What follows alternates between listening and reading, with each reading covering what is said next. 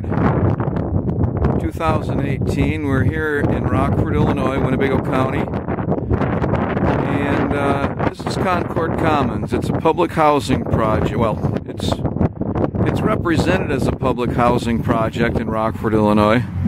But it's not really. It's actually owned by a private owner who is the head Democrat in Rockford.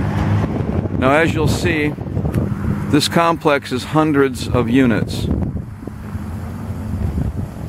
Okay? These units go from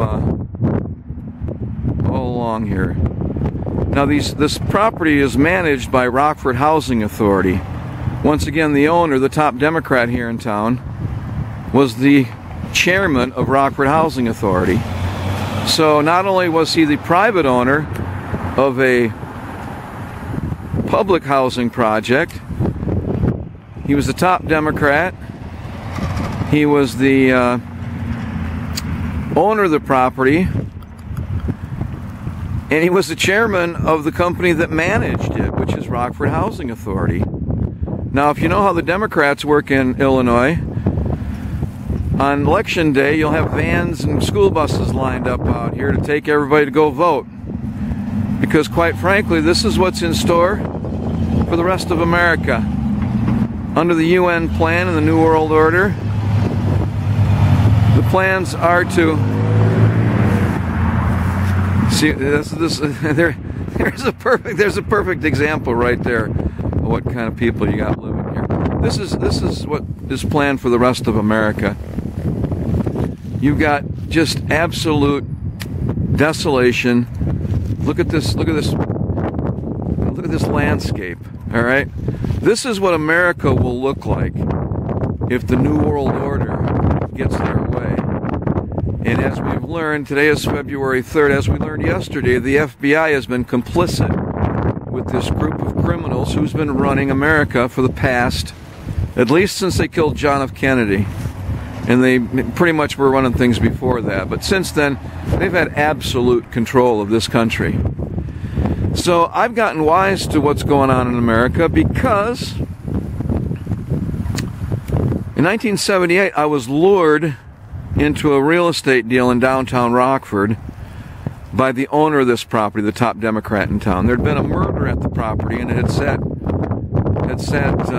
unable to sell it. It was on the market. They couldn't sell it. And so one of my church friends lured me and my brother into buying it. Well, we found out there was a murder there the year before we bought it, and it looked like that this guy, the top Democrat that owns this property, he was a top attorney in town too, and an alderman of the city of Rockford. His son is currently the city attorney for the city of Rockford. The guy that owned this property, the top Democrat, was also the campaign manager for the next 3 mayors. McNamara, John McNamara, 1981 to 1989. Box from 1989 to 1997. And then Doug Scott after that until 2005. So, Tom Meyer was the top Democrat here in town.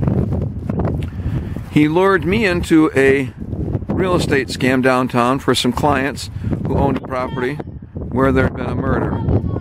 And it looks like the murder was probably committed by one of the owners of the property. And I was lured in to kind of cover the tracks to sign on to the deed. So, this Tom Meyer character, he lured me in with a church member in 1978. That church member quit a month after I signed on to the property. Within 6 months, he had another agent of his who was a good friend of mine from high school. This good friend of mine from high school is named Bruno. His dad worked for Rockford Housing Authority, for Tom Meyer. This Doug Bruno sent me a letter and promised to take care of the property while I was on my Mormon mission, if I just made him my partner. So I made him my partner. And a couple months later, the city of Rockford condemned my property for no reason after we'd spent about $15,000 on improvements in plumbing and electrical. We went to Tom Meyer and asked him what to do. He said, you can't fight City Hall, even though he was City Hall. Well, since then I learned I better become a journalist and figure out what's going on here in Rockford. And so since then I helped start a newspaper called the Rock River Times. And in 25 years, actually in 1996, worked as a journalist for 25 years. In 1996, we discovered that the cocaine from Little Rock, Arkansas, and the murder of the two boys on the tracks, which the Wall Street Journal called the most famous murder mystery in America, was coming to Rockford, Illinois. The cocaine courier that witnessed the murder of Kevin Ives and Don Henry in Saline County, where the country road met the railroad tracks, they stumbled on the CIA cocaine drops. And the guys that were picking up the cocaine were the Saline County prosecutor, allegedly, and two Arkansas state troopers, according to the courier who drove the cocaine to Rockford, Illinois. That murder mystery has never been solved yet. And in that time, I've been targeted by these people, by this cartel, by Tom Meyer, by the top Democrats. And as you'll know and have learned in the FBI MEMO, what this group of people do is they're protected by the FBI, because this all boils down to money. When you follow the money trail, it's all about the money. This Concord Commons here is where the political money comes from for all the dirty votes. Like I say, they line up the buses here on election day. And on election day, all these people are at the mercy of their landlord, the dirty top Democrat in town, Tom Meyer. Tom Meyer died in 2014. I won't say bless his soul. I don't think he had one. But what I found out in the past 6 months is that the person who owns my house was a partner of Tom Meyer. And now here's how that went. In 2002, the real estate partner that Tom Meyer set me up with in 1979, who then ended up getting my building condemned, got picketed by the labor union, who my partner Bruno's dad was the treasurer of. See, it's a cozy little system they got here, and it's all about the money. This is where all the money goes through. It's going to be used against the people here in town. It has been for 40 years. 40 years these guys have been running the show, and they're still in charge. Tom Meyer's son is the campaign manager to the current mayor of Rockford, Tom McNamara.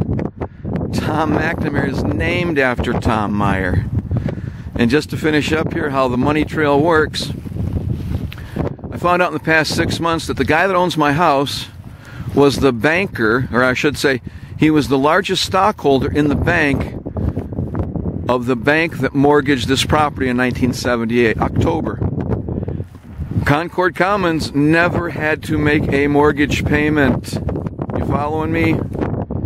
Concord Commons never had to make a mortgage payment to Amcore Bank, at least up until 2000, when court records and depositions revealed what had happened. In 2000, there was a lawsuit where Concord Commons was sued because of a girl that had a pot of hot oil tip over on her.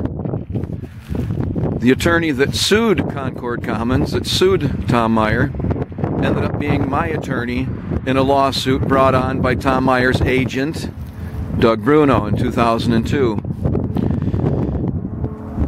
Larry Morrissey was that attorney. Larry Morrissey took my case in 2002. He fixed my case. He withheld the evidence, missed the 213 disclosure deadline, which left me without evidence to prove up my case. In 2006, they ended up stealing $500,000 from me, this cartel. The agents of Tom Meyer, a judge, an attorney who were law partners, Brian Larkin and Ron Perello. And then when Larry Morrissey became mayor, he turned me over to another attorney who ended up quitting a month before trial, and that's when I found out I had no evidence. So the dirty deeds that are done in this town are for a purpose. They're to keep the lid on the filthy people that are running Winnebago County, Rockford, Illinois. And as we've just found out, the FBI, how it protected the Clinton family, and how it tried to destroy Donald Trump, tried to frame him, who's the President of the United States right now, tried to frame the President of the United States. Do you see how little chance I had of fighting these guys here? I had very little chance of fighting them here, because they have absolute control. In fact, in 2002, when I was sued by Doug Bruno, an agent of Tom Meyer, I went to the FBI because at that point I knew I was being defrauded. Okay, I'd only been paid back the $50,000 of the properties that we owned. We owned 3 properties together, and they made $750,000 in 25 years. I was only paid back the $50,000 which I invested in 1983. I was the sole investor of our 3 properties. So that's why they took me to court in 2002 and ended up stealing all the profit from the 25 years which I was trying to recover in my counterclaim from Larry Morrissey that he filed. And when Larry Morrissey filed my counterclaim, he did a great job, except then he did a secret thing on me. He filed another one secretively, which took off the jury demand and changed everything so that I didn't get the jury that I asked for. So when his people then asked me later, after the whole thing was over, they ended up stealing 2 of my properties, ended up stealing $500,000 from me. Larry Morrissey's assistant calls me for his father and tells me, hey, we want the rest of your property, man. That happened about 3 or 4 times until finally I told them, I no longer wish to participate in your fraud. And I never got another call back. So there are ways out of this. I luckily got one on that because I wasn't going to give them any more. I wasn't going to give them any more money for what they had done to me. So before the lawsuit in 2002, I went to the FBI and I brought the stack of documents and showed them how Doug Bruno, my real estate partner, whose handler was Tom Meyer, I took to the FBI agent named Casey Solana here in Rockford. Took a stack of documents from the bank, and I told him that the banker at Bank 1, Richard Bastian III, had taken my name off the account, taken my name off the checking account. That's how they were able to steal my money. From 1992 to 2000, they had taken my name off all the records of the partnership account, of our real estate partnership. Went to the FBI, sat in front of Casey Solana. I thought, oh, this can be a good meeting. My old scoutmaster was an FBI agent. I grew up Mormon. And this seems like a long way from Salt Lake City, but trust me, it connects. Because the guy, the banker, who was the largest stockholder in Amcore Bank, Amcore Bank loaned the money for Tom Meyer, never had to make a payment. The largest stockholder was my Mormon bishop, who later became a stake president in the Mormon Church and a general authority in the Mormon Church. His father is in line to be the president and prophet of the Mormon Church.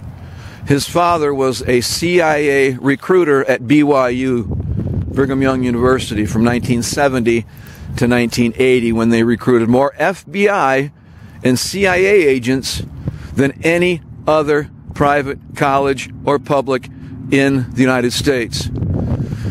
The president of BYU then became a general authority, became an apostle.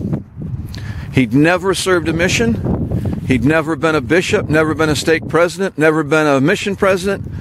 He went straight from University of Chicago as a professor in law, Rockefeller University, right to the apostleship of the Mormon Church, and next in line to be the next prophet of the Mormon Church. So as an apostle today, we just had Thomas B. Monson die a couple of weeks ago. And Russell M. Nelson is the new prophet of the church. But here's the catch. People don't know that the corporate structure in the church puts the president as the sole beneficiary of the assets of the church. Right now, as the Mormon Church sits, there is the possibility that if this father-in-law of the owner, the former owner of Amcore Bank that financed Concord Commons, the largest cocaine outlet in Winnebago County for 40 years, if this man gets hold of the presidency of the Mormon Church, he can sign over the assets of the $1 billion of the Mormon assets all across the country, can sign it all over to the New World Order, the CIA, and Joseph Smith's work will all be in vain. Joseph Smith was the founder of Mormonism. He translated a book called the Book of Mormon. That Book of Mormon has one message, which is the most predominant theme of the whole book, which is satanic secret combinations or conspiracies in the last days would attempt to take over America and the world, and they would do it through theft, deception, and what the Book of Mormon calls Gadianton robbers. These thieves and Satanists that Joseph Smith identified in 1830, right, or I should say 1829, when the book was first finished. That book foretold that these satanic secret conspirators would infiltrate government and his own church. I have been targeted by the son-in-law of the next in line for the head of the Mormon Church, who I believe is there to destroy the good people, the good Christians of the Mormon Church. And I say this is a long way from Salt Lake City, but not that far from the history of the church, because the founder of Winnebago County was Stephen Mack. Stephen Mack was Joseph Smith's uncle. Joseph Smith's mother was Lucy Mack Smith. Her brother was Stephen Mack. Stephen Mack was a fur trader in the early 1800s, came here and founded Macktown, which is up by Rockton, Illinois. He married an Indian princess named Hananiga, who the high school in Rockton, Illinois is currently named after. So I've been targeted for 40 years because at 12 years old, I was introduced to another apostle named Ezra Taft Benson at the Chicago Steakhouse at Wilmette, Illinois. When I was 12 years old, he told me to read a book called None Dare Call It Conspiracy. And he told me about the secret combinations that were going to take over the church and the government of the United States and the world if people let them. So I'm here to show you that for 40 years I've been fighting these bastards, and I need some help. I need some help because they're a little bit above my pay grade. Although I did start a newspaper and fought them as long as I could, they're getting the upper hand on me right now. And as we know, with yesterday and the FBI secret memo, the secret memo that's been released, the congressional analysis of how the FBI has been converting justice for the past, well, at least the past 2 or 3 years. But I can guarantee you, since my visit from the FBI in 2002, when I showed them the evidence, and he looked me in the eye, and he says there will not be an investigation. So I started writing down on my pad, there will not be an investigation. I said, why won't there be an investigation? He says, we protect the bank's rights, not yours. Let me say that again. Casey Solana, the FBI guy that I talked to in 2002, told me he was not going to investigate the fact that Richard Bastian III and Doug Bruno had taken my name off all the records of my checking account from my real estate partnership, of which I was the sole owner and investor. So as I'm writing this down on the pad, he says, "What you writing down?" I said, "What you just told me." He said, he said, "If I ever see that in writing, I'm not going to be very happy." So not only would there not be an investigation to protect the criminals here involved in stealing $500,000 from me and 2 of my properties, but he protects the bank's rights to steal from me. He told me he protects the bank's rights, not mine. And if I ever put it in writing, he wouldn't be very happy. Well, sorry, Casey, to make you unhappy today, but that's just the way it goes. Because you guys are exposed now, and it's time that the rest of America finds out why everything's been going to hell for as long as it has. And somehow, my own Mormon church, Deseret News, the spokesperson for the Mormon Church, told everybody to vote for Hillary Clinton in this past election. So if you ask me, there's been an infiltration in the church, because if I, a lone man, can find out what's going on, I'm sure the CIA would know that there's trafficking cocaine and have been for the past 40 years. And as we know, the higher-ups in the Mormon Church are very well connected to the CIA, at least the bad ones. And it's about time that everybody learn what's going on. So one more point. That son-in-law of next in line to be Mormon president and prophet, he's the owner of my property now, because these Mormon friends of mine stepped in to help me when the church, or I should say when the deep state stole $500,000 from me in court from 2002 to 2006. My church friend stepped in to help me out. The owner of the bank, son-in-law of the next prophet, could have loaned me the mortgage right there, but instead he had his company buy it in secret, and his team buy the property, and promised to sell it back to me if I just bought 6 of their properties.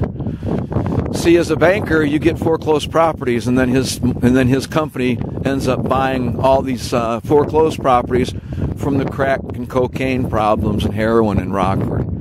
It's causing all the real estate taxes to go sky high, crime to go sky high, and for Rockford, Illinois to be the most dangerous city in America. So right now, instead of selling my property back to me, a brownstone fourplex in downtown Rockford. Oh yeah, Tom Meyer was the head of the downtown Bullseye Committee with Richard Bastian III at Bank One also. So one of the reasons I got really well targeted was because my property was downtown, and they knew at any time they could come in and do whatever they want to violate my rights in some way with the building department and shut me down. Well, that's what's going on right now, and that's why I'm making this video. Because right now, these guys need to be exposed. There's a criminal cartel that is operating within the Mormon Church locally here, and it's all about real estate, and I won't even talk about the sex clubs or the pedophilia. So I'm going to sign out right now. I can say I'm here in Rockford, Illinois. It's February 3rd, 2018. My name is John Beister. I'm a target of the deep state, deep church cocaine cartel.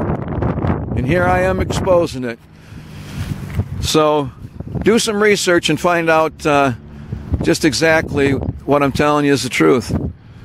So I'm going to sign out. Thanks for listening.